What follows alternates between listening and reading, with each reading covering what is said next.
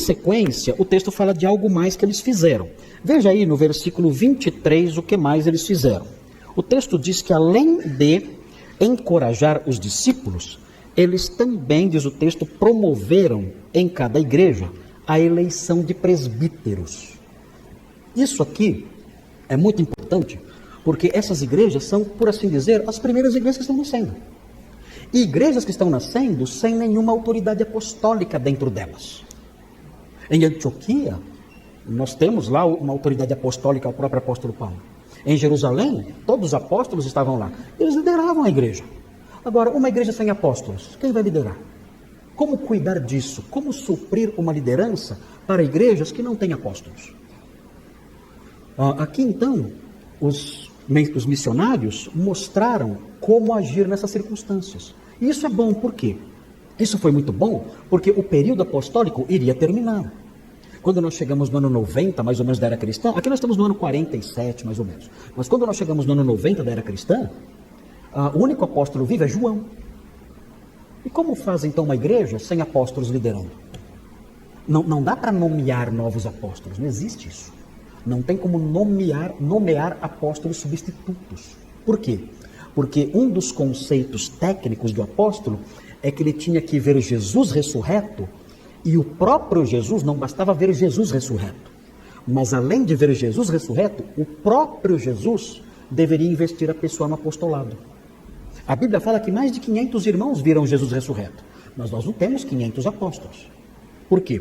Porque tinha que ver Jesus ressurreto, em carne e ossos, e além disso, Jesus deveria investir a pessoa na função apostólica. Ou seja, o apostolado não era por meio de homens. O apostolado era uma investidura realizada pelo próprio Senhor, diretamente colocando a pessoa naquela função. Agora, o Senhor fez isso com 12, 13 pessoas, incluindo o apóstolo Paulo. Não fez com mais ninguém. Ele não apareceu ressurreto para mais ninguém. Investir na pessoa nessa função. Como então fazer para a igreja ter uma liderança se os apóstolos estavam morrendo? E todos eles morreram antes do ano 100. Então aqui nesse versículo nós aprendemos. Esse versículo é importante para a igreja porque mostra como suprir a necessidade de uma liderança. E é interessante notar que no livro de Atos, mesmo depois, mesmo antes da morte dos apóstolos, as igrejas começaram a adotar esse sistema. Ou seja, os presbíteros se tornaram substitutos dos apóstolos. E isso num nível em que os próprios apóstolos começaram a se submeter aos presbíteros. É engraçado ver isso, porque hoje em dia alguém fala assim, bom, eu sou pastor, mas eu sou pastor há muito tempo, então eu preciso de uma promoção. Eu vou virar apóstolo. Aí dá na telha que vai ser apóstolo. Inventa uma cerimônia de investidura no apostolado, inventa na cabeça dele, faz lá um culto, uma cerimônia assim, com um monte de bobagens, que ele inventou, e pronto, agora eu sou apóstolo. Isso, na realidade, é um retrocesso. O pastor no Novo Testamento não é um subalterno em relação ao apóstolo. O que aconteceu foi o contrário. O que aconteceu foi avesso disso. Os apóstolos foram passando aos poucos a liderança para os presbíteros, aos pouquinhos. Quando nós chegamos no próximo capítulo 15, nós percebemos que quem dá a palavra final no concílio de Jerusalém não é um apóstolo. Quem dá a palavra final no concílio de Jerusalém é um pastor chamado Tiago. Não é um apóstolo. E nós percebemos isso. Está havendo uma mudança no núcleo de liderança da igreja. Tinha apóstolos ali. Paulo estava lá, Pedro estava lá, os apóstolos todos estavam no concílio. Mas quem deu a palavra final foi Tiago. E nós percebemos, está mudando o eixo da liderança. No comecinho, em Atos 2, os líderes são os apóstolos. E assim prossegue. Mas aqui começamos a perceber o surgimento de outros líderes. Isso era necessário acontecer. Por quê? Porque o apóstolo não pode ser pastor. O apóstolo é um missionário, não pode parar. O apóstolo não pode se fixar numa igreja e ficar ali pastoreando. Não. O apóstolo é um missionário, ele tem que ir embora. Não existe apóstolo numa igreja. Você conhece algum apóstolo que é de uma igreja só? Está aí mais uma evidência que é um falso apóstolo. Porque o apóstolo tem que sair, tem que ir embora, tem que viajar, tem que pregar, tem que plantar igrejas. Esse é o apóstolo.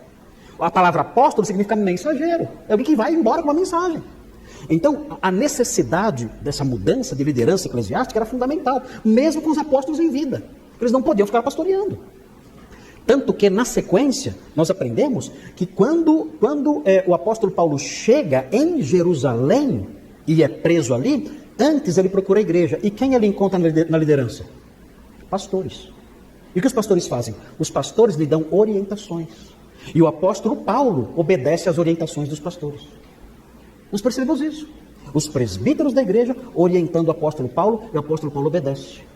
Quando Pedro, em Antioquia, comia com os gentios, e ele viu que chegaram alguns da parte de Tiago, ele se escondeu. Por quê? Tinha medo de Tiago. Por que ele tinha receio de Tiago? Por quê? Ele sabia, Tiago era um líder.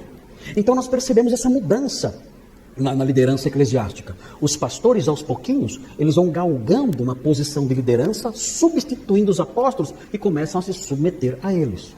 Então a ideia de que o apóstolo é superior ao pastor como líder eclesiástico, isso não existe. No Novo Testamento isso vai passando, vai ficando para trás. Os apóstolos vão passando o seu lugar para os pastores que vão liderar as igrejas.